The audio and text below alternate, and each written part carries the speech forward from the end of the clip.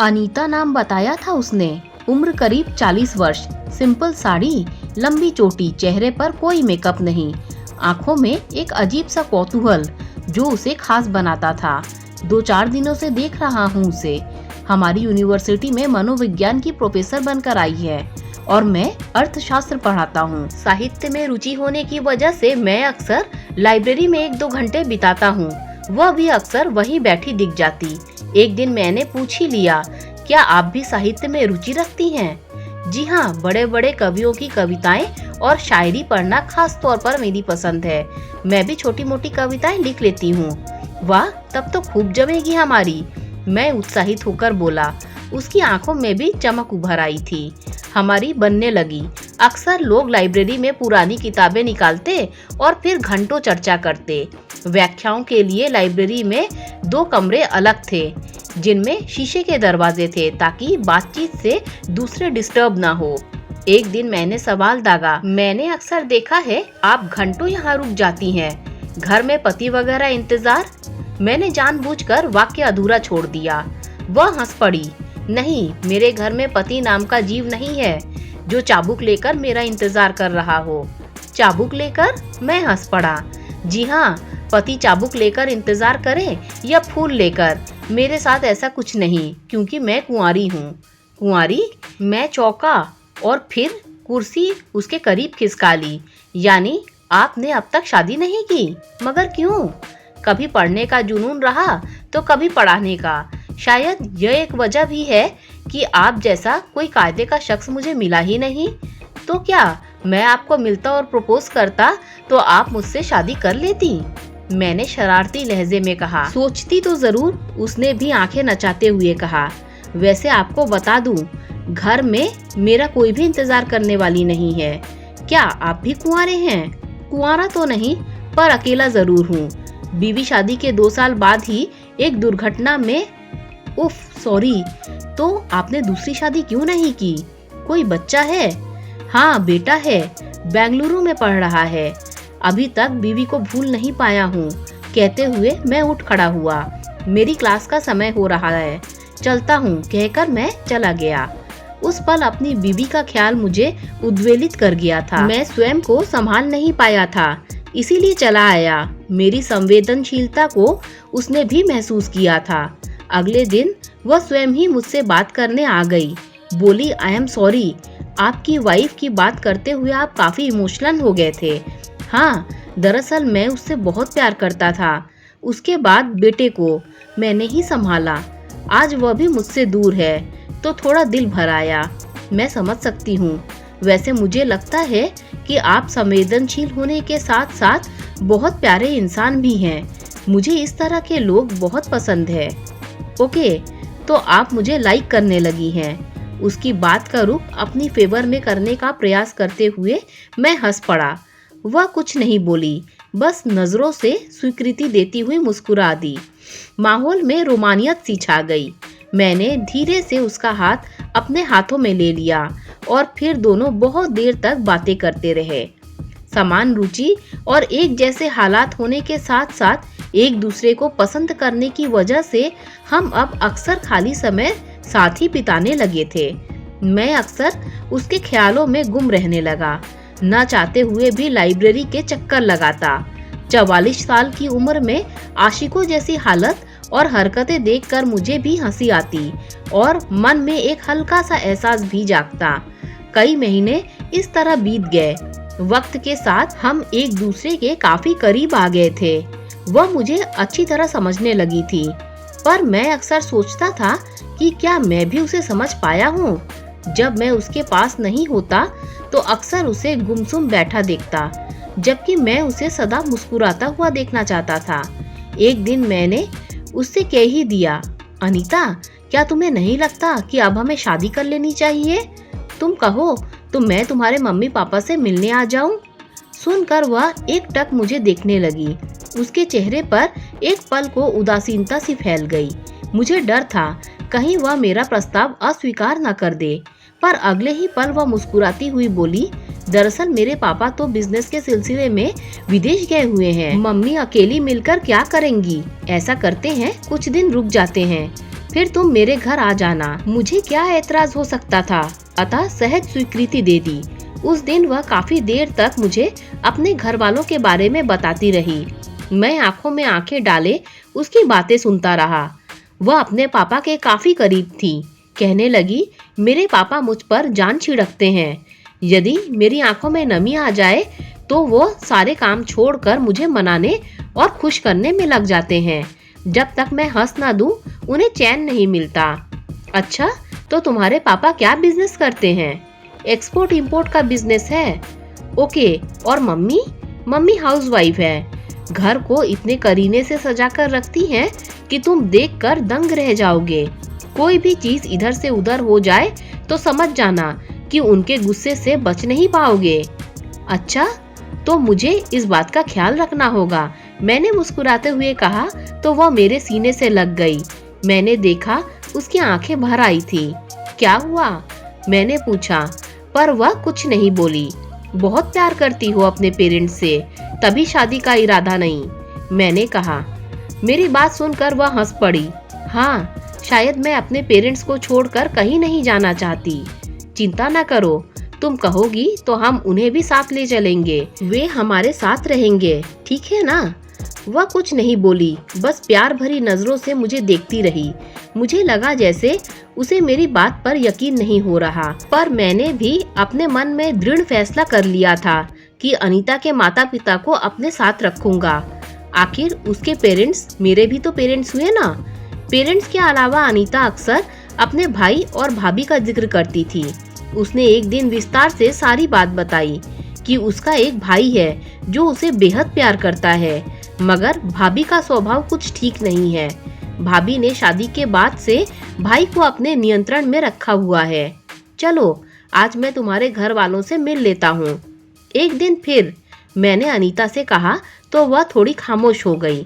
फिर बोली, कुछ महीनों के लिए पापा के साथ मम्मी भी गई हैं। वैसे मैंने उनसे तुम्हारी सारी बात शेयर की है। उन्हें इस शादी से कोई एतराज नहीं है। मैंने उन्हें आपका फोटो भी दिखाया है। ऐसा करते हैं नितिन, मैं तुम्हारे घर वालों से मिल लेती हूँ। मेरा बेटा भी फिलहाल घर पर नहीं है, मैंने कहा। यह तो बड़ी मुश्किल है, पर देखो मियाँ बीवी राजी तो क्या करेगा काजी। मतलब तुम शादी की तारीख तय कर लो, तब तक मम्मी पापा भी आ जाएंगे। हाँ, यह भी ठीक रहेगा, मगर तुम एक बार फिर सोच लो, शादी के लिए पूरी तरह तैयार हो ना? बिल्कुल, मैं तन मन धन से आपकी बनने को तैयार हूँ, अनीता ने हंसते हुए कहा। तो मेरा दिल बिल्लियों जैसा उछलने लगा। उस रात मैं बड़ी देर तक जागता रहा। अनीता ही मेरे ख्यालों में छाई रही। रह रहकर उसका चेहरा मेरी आंखों के सामने आ जाता। दिल में एक भय भी था कि कहीं उसके माता पिता तैयार नहीं हुए तो, भाई भाभी ने किसी बात पर ऐतराज किया तो। मगर अनीता की संशय रहित हाँ ने मेरी हिम्मत बढ़ाई थी। मैंने ठीक 12 बजे अनीता को फोन किया। अगले महीने की पहली तारीख को हम सदा के लिए एक हो जाएंगे, कैसा रहेगा? बहुत अच्छा, तुम यह डेट फाइनल कर लो। मगर तुम्हारे मम्मी पापा और भाई, वे पहुंच जाएंगे ना? मैं उन्हें अभी बता देती हूँ, खुशी से चहकती हुई अनीता ने कहा। तो मेरी सारी शंकाएं दूर हो गई। अगले ही दिन मैंने अपने खास लोगों को शादी की सूचना दे दी। बेटे से तो यह बात पहले ही शेयर कर ली थी। वह बहुत खुश था। हमने तय किया कि कोर्ट मैरिज करके रिश्तेदारों को पार्टी दे देंगे। धीरे धीरे समय गुजरता गया। शादी का दिन करीब आ गया। यूनिवर्सिटी में भी सबको इसकी सूचना मिल चुकी थी। हमारे रिश्ते से सब खुश थे। शादी से एक सप्ताह पहले जब मैंने अनीता से उसके घर वालों के बारे में पूछा तो वह बोली कि सब आ जाएंगे। मैंने अपनी सहमति दे दी। शादी का दिन भी आ गया। मेरा बेटा 4 दिन पहले ही आ चुका था। हम घर से सीधे कोर्ट जाने वाले थे। इसी पार्टी में मेरे और अनीता के सभी परिचितों और रिश्तेदारों को मिलना था। वैसे मेरे बहुत ज्यादा रिश्तेदार शहर में नहीं थे और शहर से बाहर के रिश्तेदारों को मैंने बुलाया नहीं था। अनीता ने अपने रिश्तेदारों के बारे में कुछ ज्यादा नहीं बताया था। ठीक 11 बजे हमें कोर्ट पहुंचना था। मैं 10 बजे ही पहुंच गया। 11 बज गए पर अनीता नहीं आई। फोन किया तो फोन व्यस्त था। मैं बेचैनी से उसका इंतजार करने लगा। करीब 12 बजे अनीता अपनी 2-3 महिला मित्रों के साथ आई। एक वृद्ध आंटी और उनका बेटा भी था। मैं अनीता को अलग से जाकर उसके घर वालों के बारे में पूछा।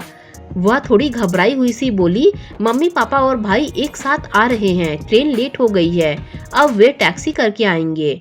चलो फिर हम उनका इंतजार कर लेते हैं, मैंने कहा तो वह खामोशी से बैठ गई। करीब 1 घंटा और गुजर गया। इसी बीच अनीता ने 2-3 बार अपने घर वालों से बात की। वे रास्ते में थे।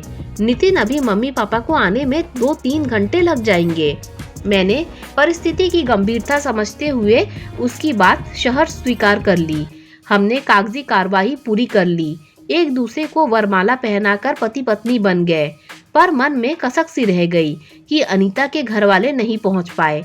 अनीता भी बेचैन सी थी। 2 घंटे बीत गए। मैंने अनीता की तरफ प्रश्नवाचक नजरों से देखा तो वह फिर फोन मिलाने लगी। अचानक मैंने देखा कि बात करते करते वह रुआसी सी हो गई।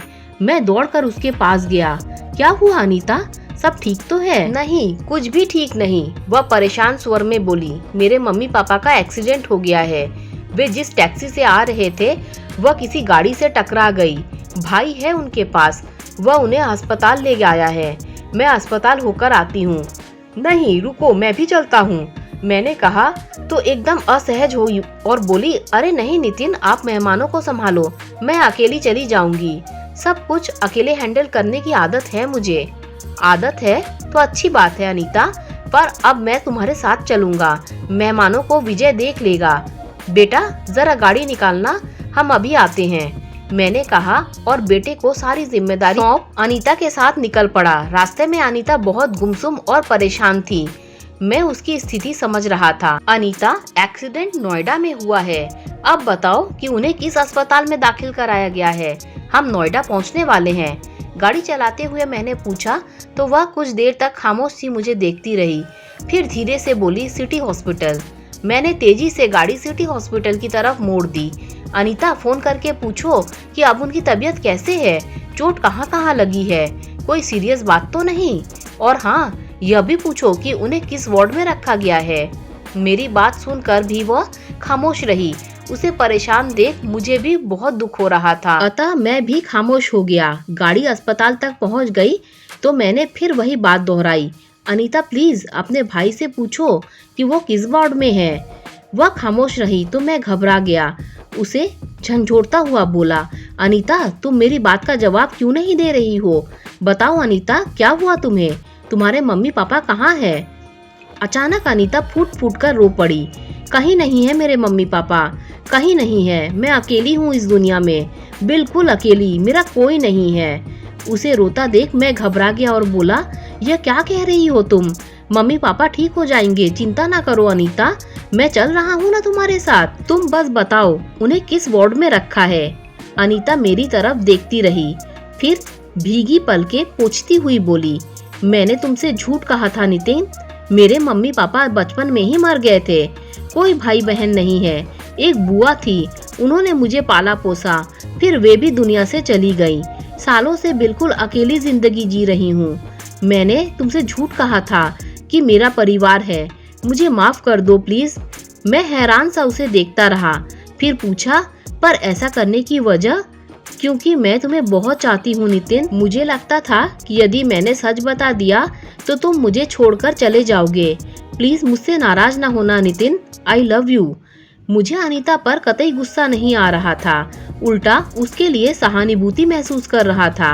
अतः मैंने कहा, झूठी कहानियां गढ़ने की कोई जरूरत नहीं थी अनीता, मैं तो खुद अकेला हूँ, तुम्हारी तकलीफें कैसे नहीं समझूंगा।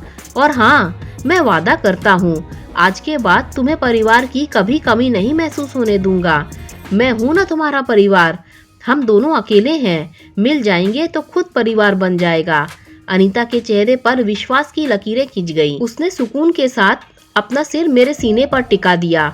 मैंने गाड़ी डॉक्टर संदीप के क्लिनिक की ओर मोड़ ली। वे मेरे सहपाठी और जाने माने मनोचिकित्सक है। यदि जरूरत महसूस हुई तो वे अनीता की काउंसलिंग कर उसे नई जिंदगी की बेहतर शुरुआत के लिए पूरी तरह तैयार कर देंगे। दोस्तों, अगर आपको ये कहानी पसंद आई हो तो लाइक शेयर सब्सक्राइब कीजिए। Thanks for watching this video.